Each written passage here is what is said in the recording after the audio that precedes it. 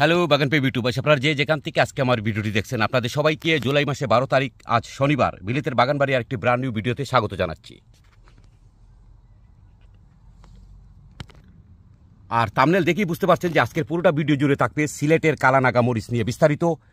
তার আগে কিছু হারভেস্ট করে নিব আপনাদের সাথে নিয়ে। আশা করি পুরোটা ভিডিও জুড়েই আমার সাথে থাকবেন।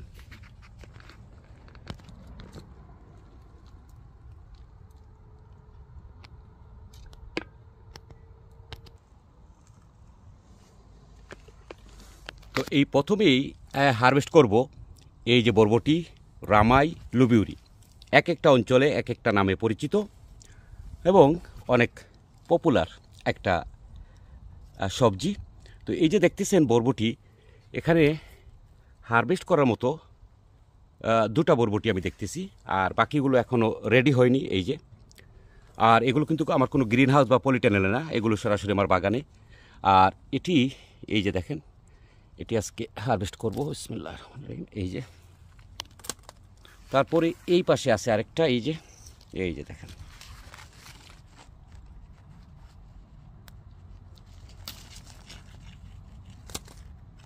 এই দুইটা বরবটি হারভেস্ট করলাম, আর বাকিগুলো কয়েকদিন পরে হারভেস্ট করা যাবে। তবে তখন হয়তো দুটি না, আরও একটু বেশি হারভেস্ট করতে পারবো। আর এই দুটা বরবটি কিন্তু বেশ লম্বা হয়েছে। বাগানে যে পরিমাণ বড় হয় তার চেয়ে আমি বলবো যে অনেক বেশি বড় হয়েছে। গ্রিন হাউসে হয়তো আর একটু বড় হতো, কিন্তু গ্রিন হাউসে আমি রোপণ করিনি এবছর। আর এখন হারভেস্ট করব সিসিংরা। আপনারা যারা নিয়মিত আমার ভিডিও দেখেন আপনারা জানেন যে আমি জুন মাসে সিসিংরা হারভেস্ট করেছি, আর এখন তো জুলাই মাসের মাঝামাঝি সময়। তো এই যে দেখেন,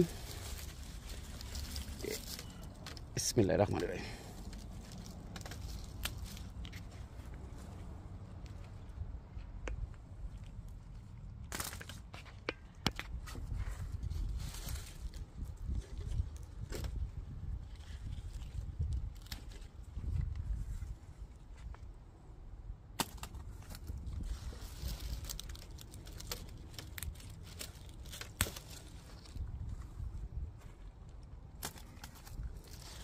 এবছর আমার খুব ভালো সিসিংরা হয়েছে।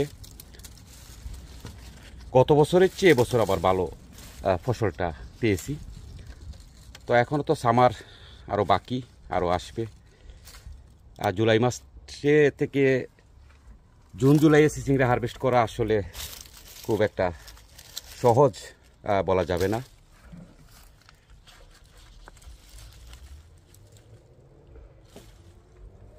এখনও আরও অনেক রয়ে গেছে, এগুলো বড় হবে। এই যে এগুলো আরও অনেক বড় হবে। এই যে দেখুন, এখানে আছে আরও। তো এখানে মাত্র 3টা গাছ, সরি 4টা গাছ এই টবের মধ্যে। তো এই 4টা গাছ থেকে আমি জুন মাসের শুরুতে সম্ভবত অথবা মাঝামাঝি সময়ে আমি হারভেস্ট করেছি, এবং আজকেও হারভেস্ট করলাম। আর এগুলো কিন্তু আমার বাগানে।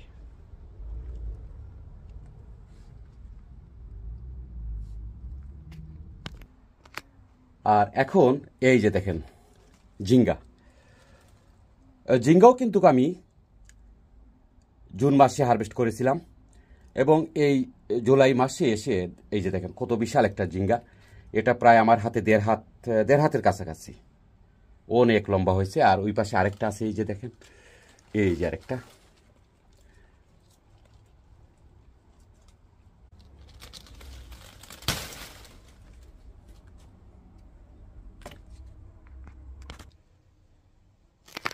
এখন হারভেস্ট করব লতা বেগুন। তো এই লতা বেগুন কিন্তু আমি এর আগেও হারভেস্ট করেছি, আর আজকে দ্বিতীয়বার হারভেস্ট করবো। এক একটা লতা বেগুন যদি আপনাদেরকে দেখাই, এই দেখেন, এই যে অসম্ভব সুন্দর হয়েছে এবং অনেক লম্বা হয়েছে এই বেগুনগুলো। এই যে দেখেন একটা, বিসমিল্লাহির রহমানির রহিম। এই যে দেখেন,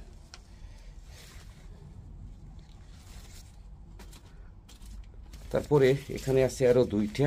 এই যে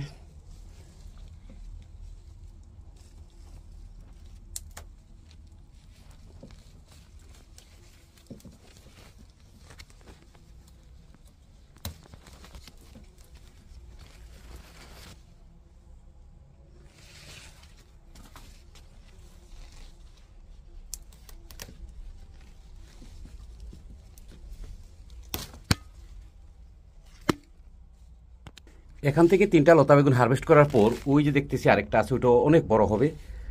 আর এই ভ্যারাইটিটি আসলে অনেক ভালো একটা ভ্যারাইটি, গাছ অনেক বড় হয়। আর এই যে দেখুন এখানে আছে আরও প্রায় 4টা, এখান থেকে আরও কিছুদিন পরে এই যে আরও আছে, এই যে অসম্ভব ভালো একটা ভ্যারাইটি এবং অনেক বড় হয় এই লতা বেগুনগুলো। তারপরে এখানে একটা টবের মধ্যে আমি রোপণ করেছিলাম, তো এই গাছ থেকেও আমি আরও একবার হারভেস্ট করেছি। আজকে দেখতেছি যে এখান থেকে আমি 3টা হারভেস্ট করতে পারবো এবং থাকবে আরও কয়েকটা।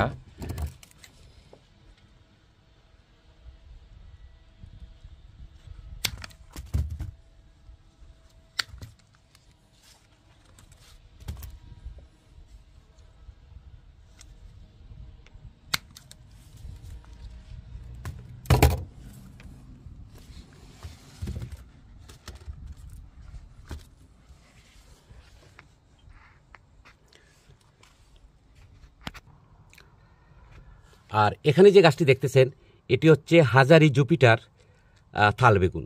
থাল বেগুন বলতে ওই যে গোল ছোটো ছোটো যেগুলো, এগুলো তো আমার কাছে এখন যে আমি দেখতেছি প্রায় 30 থেকে 40টার মতো হয়েছে, প্রচুর হয় এগুলো। এই যে দেখেন,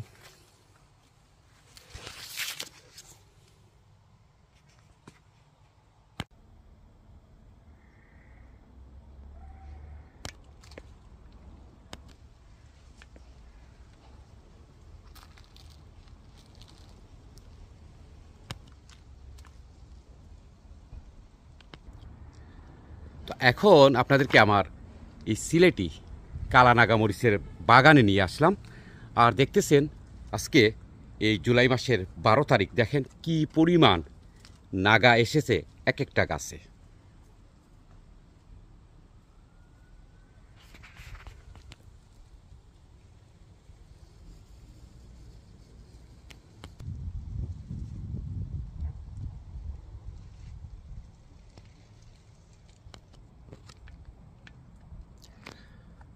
পৃথিবীতে অনেকগুলো নাগামরিচের ভ্যারাইটি রয়েছে, তার মধ্যে আমরা যারা বাংলাদেশি, আমাদের কাছে সবচেয়ে বেশি পছন্দের হচ্ছে এই কালো বোম্বাই মরিচ বা নাগামরিচ। বিভিন্ন নামেই ডাকা হয়, কিন্তু বাস্তবে যেটা যে এটি তো সেই পপুলার মরিচ। আমাদের বাংলাদেশের সব অঞ্চলের মানুষই কিন্তু এই মরিচটির সাথে পরিচিত। আর প্রবাসে যারা নাগামরিচের গাছ রোপণ করেন, আপনারা জানেন যে আমরা অনেক শীত প্রধান দেশগুলোতে বসবাস করি। আমাদের জন্য এই গাছগুলোকে বড় করা, পরিচর্যা করা বেশ চ্যালেঞ্জিং, বেশ কঠিন একটা ব্যাপার। আর আমাদের সামারটাও কিন্তু খুব অল্প দিনের একটা সামার। এই অল্প দিনের সামারেই কিন্তু আমরা গাছ থেকে মরিচ হারভেস্ট করতে চাই, তার জন্য আমাদেরকে অনেক কষ্ট করতে হয়। আর যারা বাংলাদেশে রোপণ করেন তাদের তো আসলে সামারের বা গরমের কোনো সময়সীমা নেই, কিন্তু আমাদের একটা সময়সীমা থাকে, এতদিনের ভিতরেই কিন্তু আমরা এই মরিচ গাছগুলোকে বড় করি এবং সেখান থেকে মরিচ হারভেস্ট করি। তো আপনারা যারা এই নাগামরিচ চাষ করতে চান এবং যারা নাগামরিচ পছন্দ করেন, আপনারা অবশ্যই আমার অনেকগুলো ভিডিও রয়েছে, আপনারা দেখতে পারেন। আর আপনারা তো জানেন যে আমি প্রতি বছরই নাগামরিচের গাছ রোপণ করি। সিলেট অঞ্চলের যে কালো নাগা সেটি করি, পাশাপাশি অন্যান্য নাগামরিচ রোপণ করি। এই যে এটা দেখতেছেন, এটি হচ্ছে স্কচ বনেট। এটি বিশেষ করে যারা শুটকির তরকারি পছন্দ করেন এই ইংল্যান্ডে বা আমেরিকা, ইউরোপে, তাদের কাছে এই মরিচটি অনেক বেশি পপুলার, অনেক পছন্দের। কেননা শুটকির তরকারিতে এই সিলেট অঞ্চলের যে কালো মরিচ সেটি দেওয়া হয় না, এটা অনেক বেশি জাল। আর বাসার সবাই তো জাল পছন্দ করেন না, তবে ফ্লেভারের জন্য, ঘ্রাণের জন্য এই মরিচটাই হচ্ছে সবচেয়ে ভালো। আর এই মরিচটি ছাড়া আমি বলবো যারা শুটকি তরকারি রান্না করেন তাদের তো শুটকি তরকারিই হবে না যদি এই মরিচটি তারা না দেন। সবাই দেন, আমি জানি। এবং এই মরিচটি টেস্কো, সেন্সবারি, মরিসন সব ধরনের সুপার মার্কেটেই পাওয়া যায় এটি। আর আমাদের মরিচটি যেটি, এটি শুধু বাঙালি যে সবগুলো, সেই সবগুলোতে পাওয়া যায়। তাছাড়া ইংল্যান্ডে কিন্তু সব সময় পাওয়া যায় না, একটা সময় পাওয়া যায় যখন বাংলাদেশে এগুলো চাষ হয়, যখন আসে তখন পাওয়া যায়। আর 12 মাস কিন্তু এই মরিচটি পাওয়া যায়। তারপরে এখানে আছে আরেকটা ভ্যারাইটি, এটি আমেরিকান একটা ভ্যারাইটি, বেশ চমৎকার একটা মরিচ। এই যে দেখেন, অসম্ভব সুন্দর দেখতে। এই যে দেখেন, এটাও যেমন ফ্লেভার এমন জালটাও আছে। তাছাড়া এখানে আছে আরেকটা, এটা হচ্ছে গোস্ট চিলি। গোস্ট চিলিটা আপনারা জানেন বেশ পপুলার একটা চিলি। তো এই যে দেখেন এখানে এসেছে, এই যে, আর আরও আসতেছে, ওই পাশেও আরও আসছে, এই যে।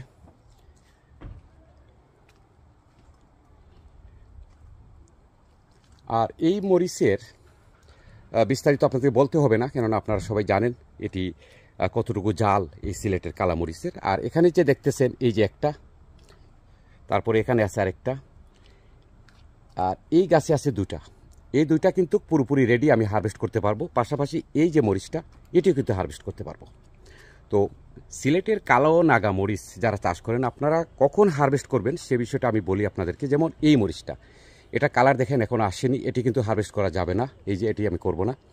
তো হারভেস্ট করা যাবে শুধুমাত্র যেগুলো দেখবেন যে একটু কালো হয়ে গেছে, সেগুলোই হারভেস্ট করবেন। যেমন এই মরিচটা যে দেখেন একদম কালো হয়ে গেছে।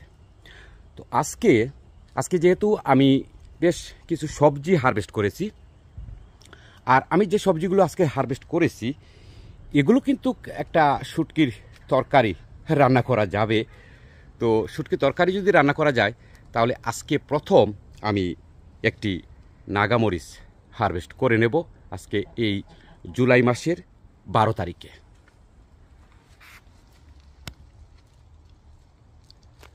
আর এখানে যে মরিচের গাছটি দেখতেছেন এটি কিন্তু এবছরের না, এটা হচ্ছে আমার গত বছরের গাছ। আর এই মরিচটি হচ্ছে পৃথিবীর সবচেয়ে দামি যে মরিচ, সেই মরিচটি। আমি শুনেছি এটি নাকি রাজা বাদশারা এই মরিচটি খেয়ে থাকেন, অর্থাৎ মধ্যপ্রাচ্যে, মিডল ইস্টে যেসব দেশ রয়েছে, সৌদি আরব, দুবাই, কাতার, এসব দেশে নাকি এই মরিচটি অনেক পপুলার, এবং এটি নাকি তাদের খাবারে ব্যবহার করা হয় ঘ্রাণের জন্য। আমি এটি গত বছরও খেয়েছি, জালও আছে আবার ঘ্রাণও আছে পাশাপাশি। তো এই মরিচটি যখন একটু হলুদ হয়ে যায় তখনই কিন্তু এটি হারভেস্ট করতে হয়, এই যে দেখেন। তো এটি হচ্ছে পৃথিবীর সবচেয়ে দামি মরিচ। আবার অনেকেই জানেন, আবার অনেকে হয়তো জানেন না, এটি কিন্তু পেরুতে এটি হয়। এবং যেমন আমাদের এই যে এই মরিচটার কথা বললাম, এটি হচ্ছে সিলেট অঞ্চলের বা বাংলাদেশের কালো নাগা মরিচ, ঠিক সেরকম এটি হচ্ছে পেরুর একটা মরিচ। এটির পাউডার, এটাকে গুঁড়া পাউডার যেটা বলে, সেটি কিন্তু আপনারা দেখবেন যে অনলাইনে পাওয়া যায়। এই পাউডারটা কিন্তু সবচেয়ে দাম।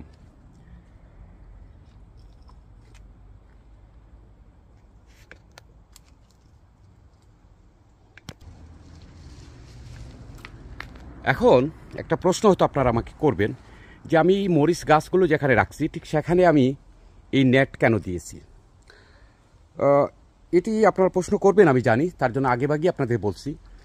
আপনারা যারা ইংল্যান্ডে আছেন এই মুহূর্তে, আপনারা জানেন যে গত কয়েকদিন ধরে প্রচুর গরম পড়ছে ইংল্যান্ডে। তো এই গরমের থেকে গাছগুলোকে রক্ষা করার জন্যই আমি মূলত এই নেটটা ব্যবহার করেছি। আর না হয় সূর্যের এত বেশি তাপ যে পাতাগুলো পুড়ে যায়। আর বেশি গরমে কিন্তু আপনি দেখবেন নাগা গাছ থেকে ফুলও ঝরে পড়ে। তো এই দুটি কারণেই আমি মূলত এই নেটটা ব্যবহার করেছি। যখন সামনে, অর্থাৎ আগামীতে যখন দেখব যে টেম্পারেচারটা কিছুটা ডাউন হয়েছে, গরমটা কমেছে, তখন আমি নেটটা খুলে দেব।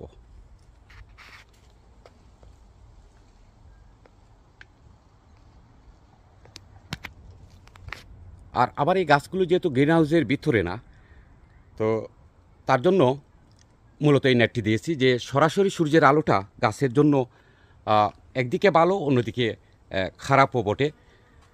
আপনারা অনেকে আমাকে প্রশ্ন করেন যে ভাই, নাগা গাছ থেকে ফুল ঝরে পড়ে তার প্রতিকার কী? নাগা গাছ থেকে ফুল ঝরে পড়ে তার কয়েকটা কারণ থাকতে পারে। তার মধ্যে একটা কারণ হচ্ছে, যদি সরাসরি এই ফুলগুলো পলিনেট না হয়, পরাগায়ন না হয়, তাহলে সেগুলো ঝরে পড়বে। নাগা দেখবেন আপনি খুব ছোটো ছোটো নাগা এসেছে, তারপর দেখবেন যে সেগুলো ঝরে পড়েছে। তার একটাই কারণ হলো যে এই ফুলগুলো ভালোভাবে পলিনেট হয়নি। তারপরে আরেকটা কারণ হলো, যদি আমি তো ধরেন এই যে টবের মধ্যে রোপণ করেছি, যদি এই টবগুলোতে গাছের যে পর্যাপ্ত খাবার, সেই খাবারের যদি কমতি হয়, তাহলে দেখবেন যে আপনার সেই গাছ থেকে ফুল ঝরে পড়বে। অর্থাৎ আপনাকে খেয়াল রাখতে হবে ছোটো ছোটো টবে আপনি যে নাগার গাছগুলো রোপণ করেছেন, সেই গাছগুলো যেন পর্যাপ্ত খাবার পায়। আমার এই টবগুলো যদি একটু দেখাই আপনারা, এই দেখেন এখানে একটা টব শুধুমাত্র বড়, বাকি সবগুলোই কিন্তু ছোটো। এই যে একবার ছোটো ছোটো টব, এগুলোতে মাটির পরিমাণও খুব বেশি না। তো এখানে যে আমি এই যে বিশাল একটা গাছ আমি এই ছোট্ট টবের মধ্যে রাখছি, তো আমাকে সবসময় খেয়াল রাখতে হবে যে এই টবের মধ্যে যেন গাছের খাবারটা সবসময় পর্যাপ্ত পরিমাণে থাকে। এটা আমাকে খেয়াল রাখতে হবে। আর এই ছোট্ট একটা টবে দেখেন, গাছটা দেখেন যেন একটা বট গাছের মতো। আর পাতাগুলো যদি আমি এই যে দেখেন কত বিশাল, একটা পাতাও কিন্তু হলুদ হয়নি। আর নাগাগুলো যদি আপনারা একটু দেখেন, এই যে নাগাগুলোর সাইজ যদি দেখেন, তাহলে বুঝতে পারবেন যে এই টবের মধ্যে খাবারের পরিমাণটা যতটুকু দরকার ততটুকুই আছে। তার জন্য আপনাদেরকে বলি, আপনারা যারা টবের মধ্যে নাগামরিচের গাছ রোপণ করবেন, আপনারা অবশ্য দেখে নেবেন যে টবের মধ্যে ড্রেনেজ সিস্টেমটা আছে কিনা, সেটা ভালোভাবে চেক করবেন। যদি পানি জমে যায় তাহলে কিন্তু নাগার গাছ মরে যাবে। তাছাড়া আপনারা সবসময় খেয়াল রাখবেন যেন নাগার গাছ এমন জায়গায় রাখবেন যে সে জায়গাটায় সরাসরি সূর্যের আলো আসে, অর্থাৎ সূর্যের যে আলো সেটা ছাড়া কিন্তু আপনার গাছে নাগাগুলো বড় হবে না, এবং সেই গাছ থেকে আপনি বেশি নাগাও পাবেন না।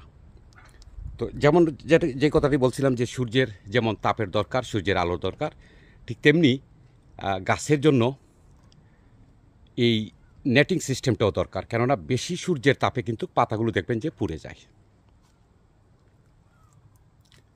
তো আমি এখন সবগুলো গাছ আপনাদেরকে দেখাবো। তো এই যে গাছগুলো দেখলেন, এগুলো তো বললাম যে এগুলো সিলেটি কালো নাগা। তাছাড়া ওই পাশেও আছে আরও, চলুন সেগুলো একটু দেখে আসি। এখানে দেখতেছেন এটিও কিন্তু এই যে সিলেটি নাগামরিচ, এই যে দেখুন নাগা এসেছে, এই যে এসেছে। আর এটি হচ্ছে আমার গত বছরের একটি কাঁচামরিচের গাছ। তো এই গাছটি যদি একটু দেখাই, যে এই গাছে পাতা আমি দেখতেছি না, শুধু মরিচ আর মরিচ, এই যে দেখেন। আর এত ঝাল এই মরিচটি। আপনারা জানেন যে কাঁচা মরিচের মধ্যে, লঙ্কার মধ্যে অনেকগুলো ভ্যারাইটি রয়েছে। তো এই ভ্যারাইটিটি আসলে খুব ঝাল একটা ভ্যারাইটি, এবং এই গাছটি আমার গত বছরের পুরনো গাছ। আর মরিচগুলো কিন্তু অনেক লম্বা হয়।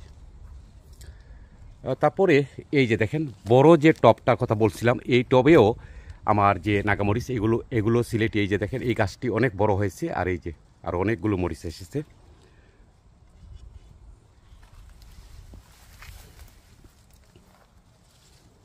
এখানে আরেকটা গাছ, এই যে দেখেন এই গাছেও মরিচ, এই যে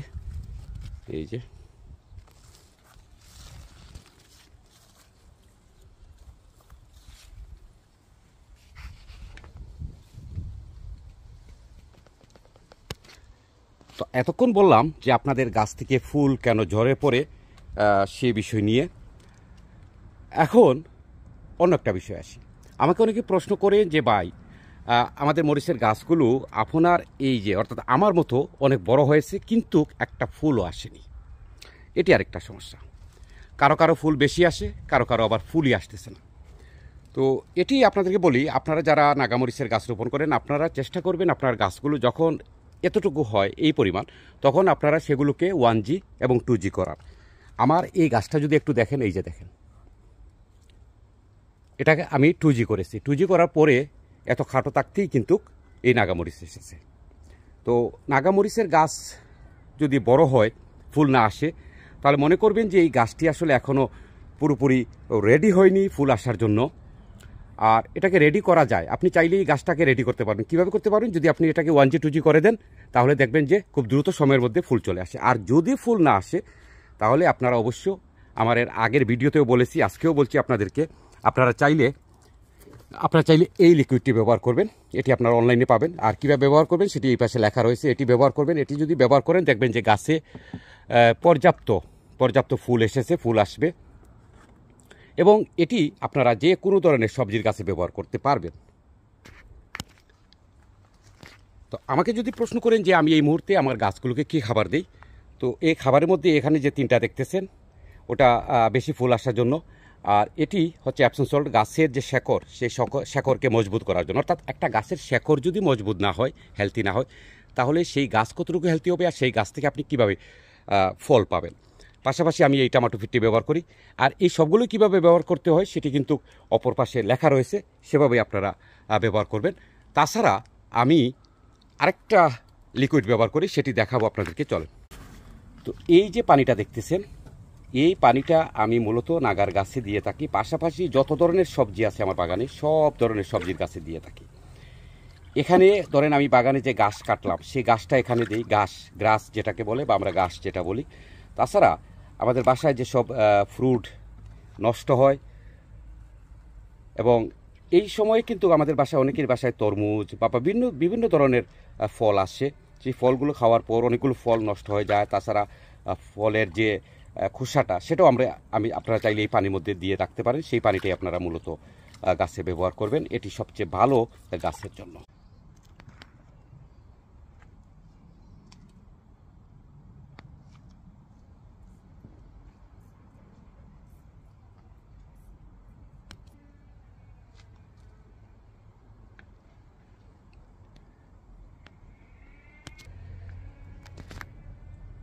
এখন যে বিষয়টা আপনাদের বলবো, আপনারা অনেকেই বলেন যে আপনারা কিভাবে এই নাগামরিচের গাছগুলো পরাগায়ন করবেন, পলিনেট করবেন। দেখুন, যারা পলিটানেলের ভিতরে রোপণ করেন অথবা গ্রিন হাউসে, আপনাদেরকে হ্যান্ড পলিনেট করতে হবে। সেটি কিভাবে করতে হয় এর আগেও আমি আপনাদের সাথে শেয়ার করেছি, আবারও বলছি। যদি এরকম এই যে দেখেন এই গাছে কি পরিমাণ ফুল দেখেন, যদি এরকম ফুল হয় তাহলে আপনারা যদি এভাবে জাকি দেন তাহলে দেখবেন যে এটা আপনাদের পলিনেট হয়ে যাবে। আর যারা বাগানে রাখবেন আপনাদের অবশ্য হ্যান্ড পলিনেট করতে হবে না, সেটা ন্যাচারালি পলিনেট হয়ে যাবে। তো আজকে একটা নাগা হারভেস্ট করব, এই যে কালো নাগা, এটি হারভেস্ট করব। এই যে দেখুন, বিসমিল্লাহির রহমানির রহিম, এবছরের প্রথম নাগা হারভেস্ট করতেছি। এই যে দেখেন, অসম্ভব সুন্দর সিলেটের কালো নাগা। ছাড়া আরও নাগা রয়েছে, সেগুলো আমি আরও কয়েকদিনের ভিতরে হারভেস্ট করতে পারবো। এই যে এগুলো। তো সময়ত বেওরা, নাগা মরিচ সম্পর্কিত যদি আপনাদের কোনো প্রশ্ন থেকে থাকে তাহলে অবশ্যই ভিডিওতে করবেন, আমি যথাসময়ে আপনাদের প্রশ্নের উত্তর দেওয়ার চেষ্টা করব। আজকে এ পর্যন্তই। বিলেতের বাগানবাড়ির পরবর্তী ভিডিও দেখার আমন্ত্রণ জানিয়ে বিদায় নিচ্ছি। আপনারা সবাই ভালো থাকুন, আপনাদের সবার জন্য শুভকামনা রইল।